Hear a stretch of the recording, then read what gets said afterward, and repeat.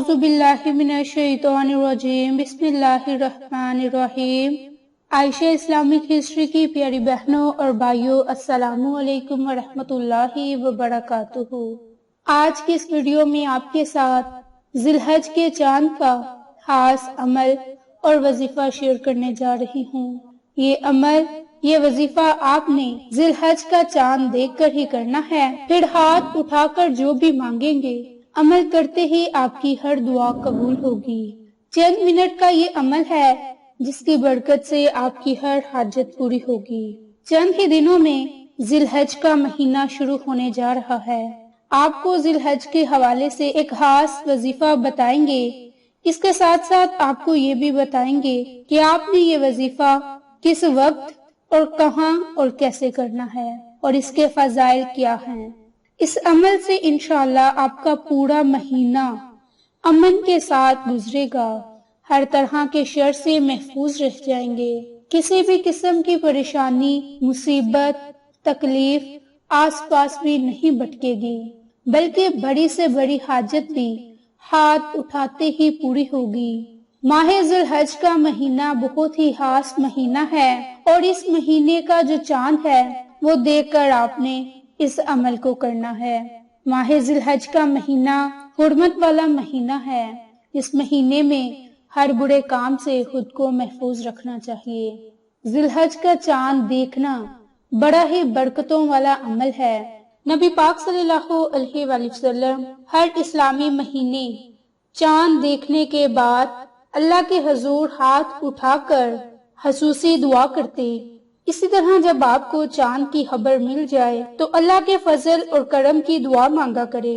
ماہ ذی الحج کا جو بابرکت مہینہ ہے وہ شروع ہونے والا ہے، تو اس عمل سے آپ غربت سے نجات پائیں، قرض اور محتاجی سے محفوظ رہنے کے لیے اللہ تعالیٰ سے خصوصی دعا مانگے۔ میری بہنوں اور بھائیوں، اللہ تعالیٰ قرآن پاک میں فرماتا ہے کہ لوگ آپ سے چاند کے گھٹنے بڑھنے کے بارے میں پوچھتے تھے۔ وجہ یہ تھی کہ اسلام سے پہلے لوگ چاند کے بڑھنے کو مبارک اور گھٹنے کو محسوس اور گھٹنے کو منحوس سمجھتے تھے، اور پھر اسی توہم پرستی کی وجہ سے اپنے بہت سے کام کرتے تھے۔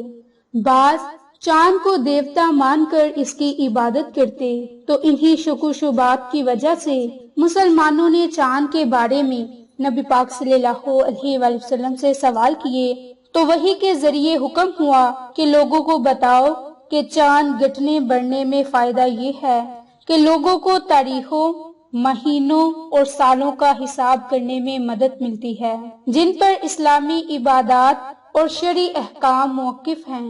گویا چاند کا عمل ایک قدرتی کمپیوٹر ہے جو آسمان پر ظاہر ہو کر تمام دنیا کے لوگوں کو تاریخوں کا حساب اور کتاب بتاتا رہتا ہے۔ حج کا ذکر چاند کے ساتھ اس لیے کیا گیا کیونکہ عرب میں ہر طرح سے حج کی بڑی اہمیت تھی۔ ذی الحج کا چاند اللہ تعالیٰ نے آپ کے لیے ایک کیلنڈر لٹکا دیا۔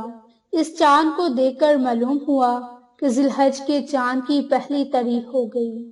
کچھ دنوں کے بعد نصف چاند دیکھ کر پتہ چلتا ہے کہ اب ایک ہفتہ گزر چکا یا 2 ہفتے گزر جائیں گے، اسی طرح پورا چاند مکمل ہو جاتا ہے۔ اب اس نے گھٹنا شروع ہو گیا، تو یہ نظام گویا لوگوں کے لیے اوقات کار بتا رہا ہے، اور زمن میں خاص طور پر سب سے اہم معاملہ ذی الحج کا چاند ہے۔ لہٰذا ذی الحج کا چاند نکلتے ہی آپ نے یہ عمل شروع کر دینا ہے۔ یاد رہے کہ چاند دیکھ کر اس کی طرف اشارہ نہ کریں اور نہ ہی چاند دیکھ کر منہ پھیریں۔ جب نیا چاند دیکھیں تو سب سے پہلے یہ اسکرین پر لکھی ہوئی دعا کو ضرور پڑھ لیں، اور اس کے بعد 1 مرتبہ اللہ اکبر کہیں، اور اس کے بعد 30 مرتبہ سورۃ فاتحہ پڑھیں۔ اب یہ سورۃ فاتحہ آپ نے کس طرح پڑھنی ہے؟ 30 ہی مرتبہ آپ نے سورۃ فاتحہ پڑھنی ہے، لیکن بما بسم اللہ۔ بسم اللہ کے بغیر آپ نے سورۃ فاتحہ کو نہیں پڑھنا۔ جب یہ عمل کرنا ہے تو آپ نے اپنے مقصد، دلی خواہش کو پورا کرنے کے لیے اللہ رب العزت کی ذات سے خصوصی دعا مانگنی ہے، جو کہ آپ نے چاند کو دیکھ کر رب کریم سے دعا مانگنی ہے۔ کیونکہ دعا کی اہمیت کے لیے صرف یہی کافی ہے کہ اللہ تعالیٰ نے سورۃ فاتحہ میں اپنے بندوں کو نہ صرف دعا مانگنے کی تعلیم دی بلکہ دعا مانگنے کا طریقہ بھی بتایا۔ اسی طرح ارشاد باری تعالیٰ ہے کہ اے پیغمبر، جب آپ سے میرے بندے میرے متعلق دریافت کریں تو فرما دیجئے کہ میں قریب ہی ہوں، جب کوئی مجھے پکارتا ہے تو میں پکارنے والے کی پکار کو سنتا ہوں۔ غرض دعا قبول کرنے والا خود ضمانت دے رہا ہے کہ دعا قبول کی جائے گی۔ اس سے بڑھ کر دعا کی اہمیت کیا ہے؟ اللہ تعالیٰ نے بندوں کو حکم دیتے ہوئے فرمایا کہ تمہارے رب نے کہا کہ تم مجھ سے دعا کرو، میں تمہاری دعا قبول کروں گا۔ حضور صلی اللہ علیہ وآلہ وسلم نے بھی نہ صرف اللہ تعالیٰ سے دعا کرنے کی ترغیب دی بلکہ اس کے فضائل اور آداب بھی بیان فرمائے۔ حضرت ابو ہریرہ سے روایت ہے کہ رسول اللہ صلی اللہ علیہ وآلہ وسلم نے ارشاد فرمایا کہ اللہ کے یہاں دعا سے زیادہ کوئی عمل عزیز نہیں، یعنی انسانوں کے اعمال میں دعا ہی کو اللہ تعالیٰ کی رحمت عنایت کو کھینچنے کی سب سے زیادہ طاقت ہے۔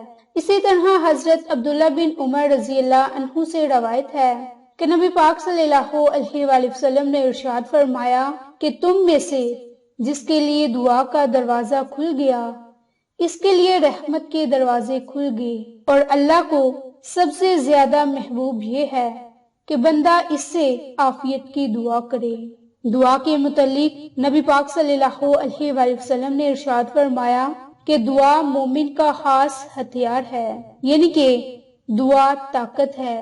دعا کو احتیاط اس لیے کہا گیا کہ جس طرح ہتھیار دشمن کی حملہ وغیرہ سے بچاؤ کا ذریعہ ہے، اسی طرح دعا بھی آفت سے حفاظت کا ذریعہ ہے۔ حضور نبی کریم صلی اللہ علیہ وآلہ وسلم نے فرمایا کہ تمہارے پروردگار میں بدرجہ غایت حیا اور کرم کی صفت ہے۔ جب بندہ اس کے آگے مانگنے کے لیے ہاتھ پھیلاتا ہے تو اس کو حیا آتی ہے کہ ان کو خالی ہاتھ واپس کر دے، یعنی کچھ نہ عطا فرمانے کا فیصلہ ضرور فرماتا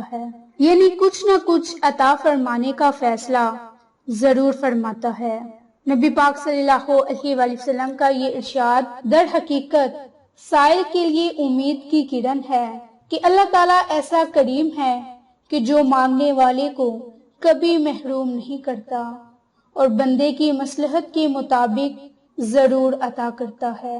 قرآن اور حدیث سے جہاں دعا کی اہمیت اور فضیلت اور پسندیدگی معلوم ہوتی ہے، وہیں احادیث میں دعا نہ کرنے پر اللہ تعالیٰ کی ناراضگی کی بھی وعید ہے۔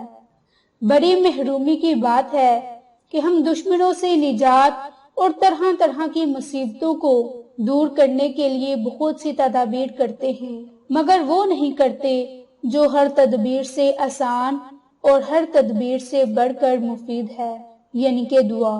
اس لیے ہمیں چاہیے کہ خالق کائنات کے سامنے خوب دعائیں کریں اور اللہ تعالیٰ ہمیں صحیح معنوں میں اپنے آپ سے مانگنے کی توفیق عطا فرمائے، آمین۔ تو میری بہنوں اور بھائیوں، خاص عمل ہے اور یہ دعا کی قبولیت کے لیے خاص عمل ہے۔ آپ نے ذی الحج کا چاند دیکھ کر ہاتھ اٹھاتے ہی ایک مرتبہ اس دعا کو پڑھنا ہے جو اسکرین پر آپ کے ساتھ شو کروا دی، اور اس کے بعد آپ نے اللہ اکبر کہہ کر 30 مرتبہ سورۃ فاتحہ کو پڑھنا ہے، اور سورۃ فاتحہ کا یہ عمل آپ نے ہر مرتبہ ہی سورۃ فاتحہ کو بسم اللہ کے ساتھ پڑھنا ہے۔ پھر رب کریم سے جو بھی دعا مانگیں گے آپ کی وہ دعا ضرور قبول ہوگی۔ آپ کو یہ ہماری ویڈیوز پسند آئیں تو اسے لائک، شیئر اور سبسکرائب کریں۔ جزاک اللہ۔